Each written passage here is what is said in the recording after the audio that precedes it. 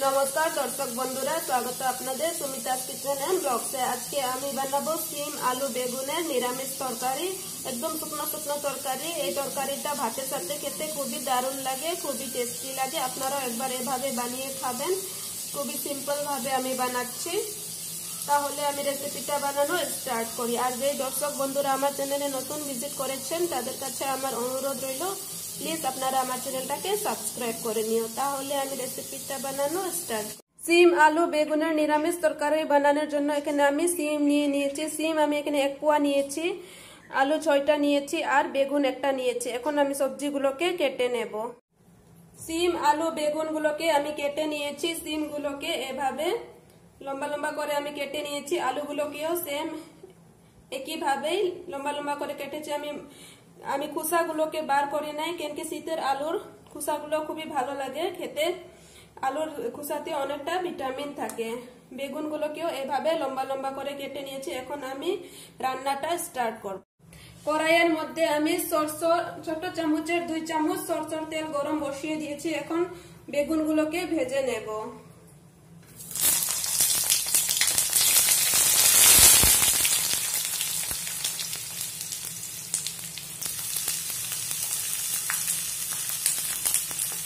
একটুখানি নুন দিয়ে দিচ্ছি আর একটুখানি হলুদ গুঁড়ো দিয়ে দিচ্ছি। এখন বেগুনটাকে ভালো মতন ভেজে নেব। ফ্লেমটাকে আমি মিডিয়ামে রেখেছি। বেগুনটাকে আমি একদম লাল লাল করে ভেজে নিয়েছি। এখন তুলে নিচ্ছি বেগুনগুলোকে। ওই কড়াইয়ের মধ্যে আমি আরো ছোট চামচের 3 চামচ সরষের তেল গরম বসিয়ে দিয়েছি। এখন 1 চামচ জিরে ফোড়নে দিয়ে দিচ্ছি। জিরেটা ফোড়ন দেওয়ার সঙ্গে সঙ্গে আমি আলুটাও দিয়ে দিচ্ছি।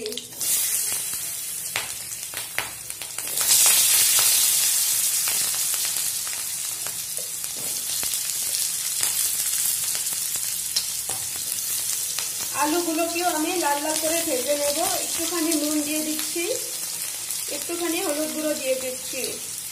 ভালো মতন ভেজে নেব। আমি ফোড়নের মধ্যে শুকনা লঙ্কাটা দিতে ভুলে গিয়েছিলাম, তার জন্য আমি এখন দিয়ে দিচ্ছি। এখানে আলুগুলোকে একটু সাইড করে নিয়েছি। এখন শুকনা লঙ্কাগুলো ঢেলে দিচ্ছি। আমি 1টা শুকনা লঙ্কা দিচ্ছি।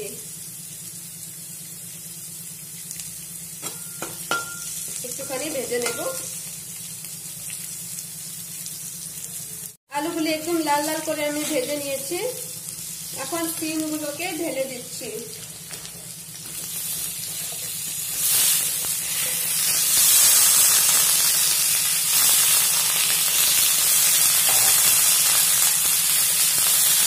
একটুখানি নুন দিয়ে দিচ্ছি আর একটুখানি হলুদ গুঁড়ো দিয়ে দিচ্ছি। ভালো মতন এখন কষিয়ে নেব আলুটাকে।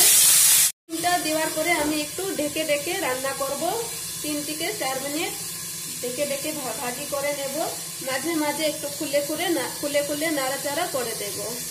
আলু আর সিমটাকে আমি 3 থেকে 4 মিনিট ভালো মতন কষিয়ে নিয়েছি। একটু ঢাকা দিয়েছিলাম, ঢাকা দিয়ে আবার ঢাকাটা খুলে নাড়াচাড়া করেছি। এখন 3টা কাঁচা লঙ্কা আমি চিড়ে রেখেছি, সেটা দিয়ে দিচ্ছি আর 1 চামচ জিরে গুঁড়ো দিয়ে দিচ্ছি।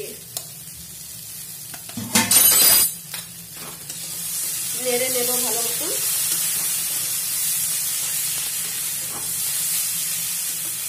একটুখানি জল দিয়ে দিয়ে কষিয়ে নেব।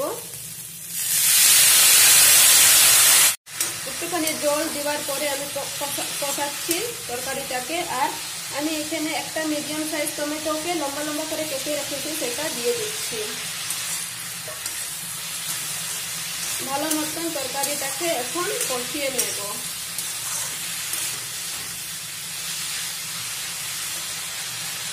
দু থেকে 3 মিনিট আমি সবজিটাকে ভালো মতন কষিয়ে নিয়েছি। এখন বেগুনগুলো যে আমি ভেজে রেখেছিলাম সেটা দিয়ে দিচ্ছি।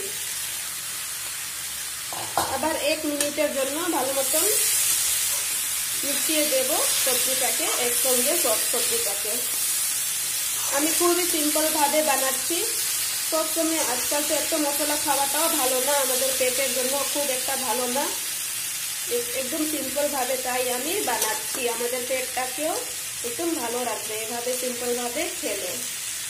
বেগুনটা দেওয়ার পরে আমি সবজিগুলোকে ভালো মতন মিশিয়ে নিয়েছি। এখন আমি খুব সামান্য একটুখানি জল দিয়ে দিচ্ছি।